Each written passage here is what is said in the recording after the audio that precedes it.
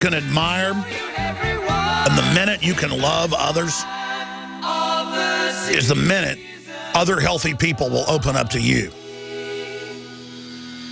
And I know I'm saying things that are common sense to those of you out there that are not absolutely dominated by existential envy. Praise God you're not. But this is the driving force in culture, and what they're bombarding the youth with, what they are marinating the women in, what they are dominating the men with. This is the problem.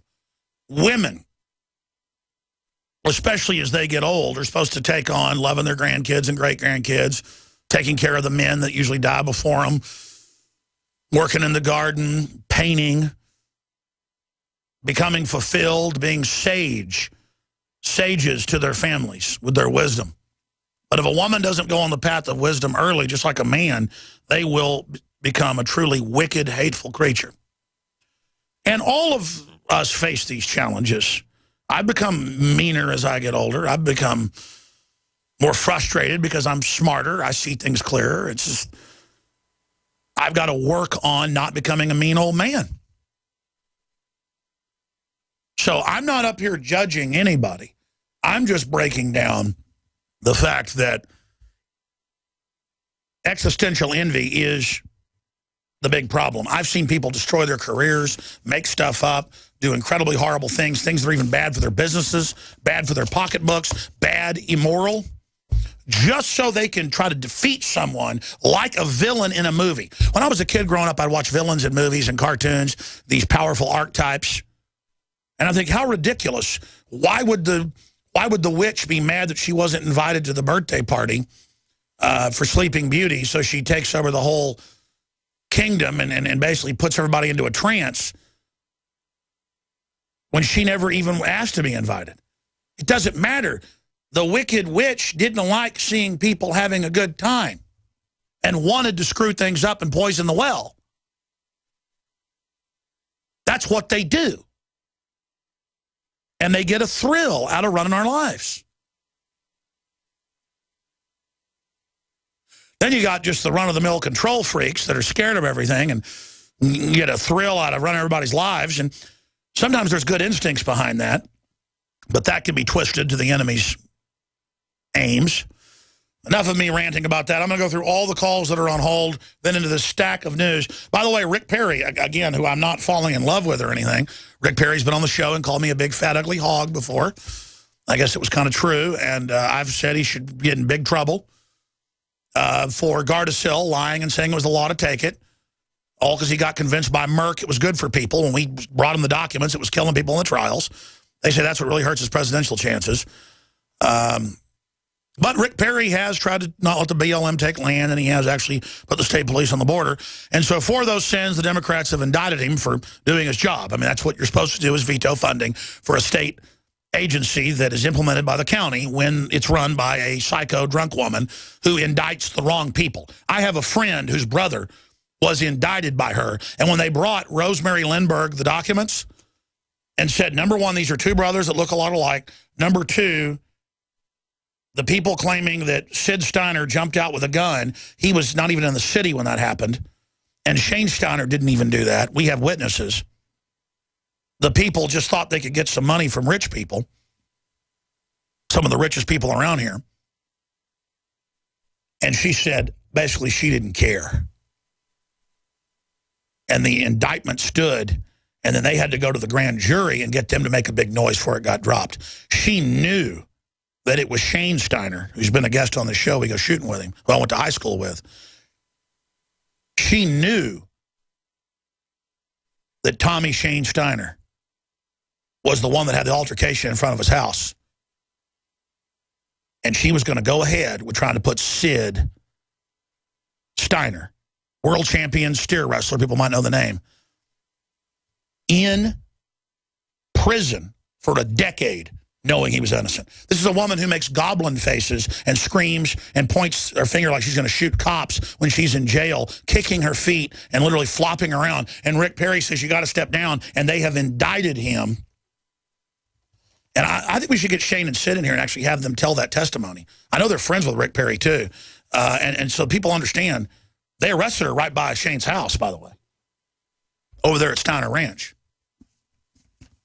driving on the wrong side of the road 3 times over the legal limit. Can we get to the newscast part where she's in the jail cell, flopping around, kicking, making demon faces? Yeah, spitting on everybody. Meanwhile, I mean, I just know the state law. Rick Perry did what he should be impeached if he didn't do this. This is actually what a governor is supposed to do. Well, now he has had to basically turn his firearms in. He has to either say that they're his wife and in a locked safe, or he can be SWAT teamed. And he better get the guns out of his house, so they'll do it. You know, they run this town. Felony indictment prevents Governor Perry from carrying or buying guns. Democrat-driven charges against Republican governor are proving to be a form of gun control. Western Journalism Center.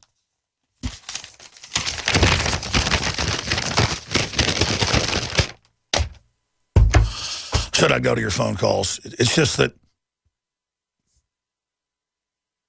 in fact, I always say I want to do this, and I never do it. I will call. You guys remind me, when I get off air today, I'm going to tape some stuff for the Nightly News. I'm going to make some phone calls. Because I was over at their house like a week and a half ago. We went boating on the weekend with the kids. And Sid was there, Shane was there, everybody was there over at Bobby's house. And I should have said, hey, let's do this. Just to show, I mean, it's a whole nother wrinkle to this lady. Indicting the wrong person and then saying, I don't care. That's the arrogance of power. And you can get a local boss hog that's just as bad as Hitler. You let it go long enough. By the way, I mean, I know full well criticizing this woman, she might indict me for something. I know she's been reportedly running persecution programs against the sheriff's department. See, you want to blame the cops for the way this country is? How about we blame people like her and ourselves for letting laws and regulations be put in place that are this out of control? That's all I'm saying. Matthew in South Carolina, you had one last thought. Benghazi investigation, your congressman. Yeah, I look for your congressman to get shut up and put in jail. They're arresting a lot of people right now, but they can't throw us all in jail, can they? Staff, and she has the same opinion. But one thing I was going to say for your listeners, they need to reach out and support Trey Gowdy for what he's doing, as well as perhaps your staff reach out to him. Maybe you can get him on the air. Perhaps, I don't know how well that might work out, but I honestly think he's fighting the good fight. And there are not very many people in Washington that are doing that. And I would tell you some Jerry Brown, Governor Moonbeam stories, but I'm not going to get into that now because I know you got other callers on hold. No, go ahead. You held a while. Tell us your Moonbeam story. I remember he said all sorts of crazy stuff.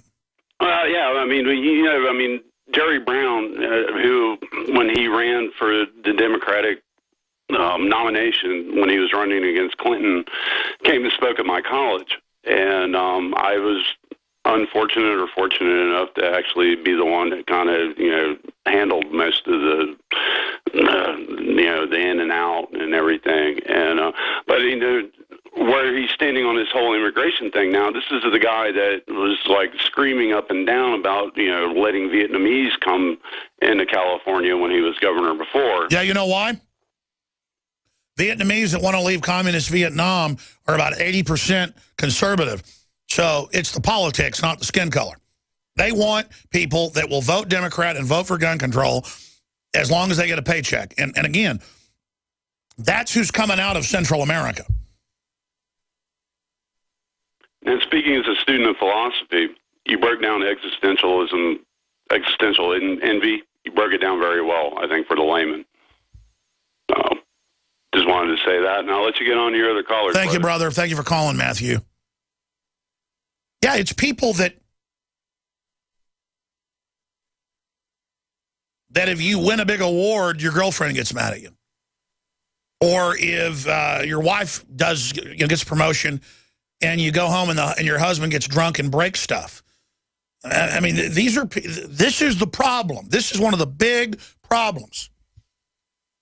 Somebody in my family wins the lottery, I'm happy for them. Somebody in my family invents something new, makes $1 million, I'm happy for them. Losers have envy of people that are more successful than them. Winners admire successful people that have done it by working hard and being inventive. Now, nothing makes me more disgusted, and it's not envy. I don't envy Warren Buffett for his hundreds of billions of dollars. It's hundreds of billions, not just the 40 billion you hear, conservatively. It's that he's tax exempt. He wants my guns. He runs all these scams shutting down American industry with him and George Soros, and he is perching on top of everybody, exempt from it, while pushing existential envy. It's not that he has jets. It's not that he owns Dairy Queen or Wells Fargo. It's that he's a fraud and a scammer and a big fat cancer. And a gangster. Because he's always on TV eating an ice cream or being a little old man. Oh, jeepers, what's going on? See, real villains go, oh, jeepers, I don't know what's going on. I'm a little old man. It's Emperor Palpatine, folks. Not a little old man. Michael in Michigan, thanks for holding. You're a trooper. You're on the air worldwide. Michelle, Hello? excuse me, I can't read the screen. Michelle in Michigan, I apologize. Go ahead. Well, I wanted to ask you, you know, under the Constitution,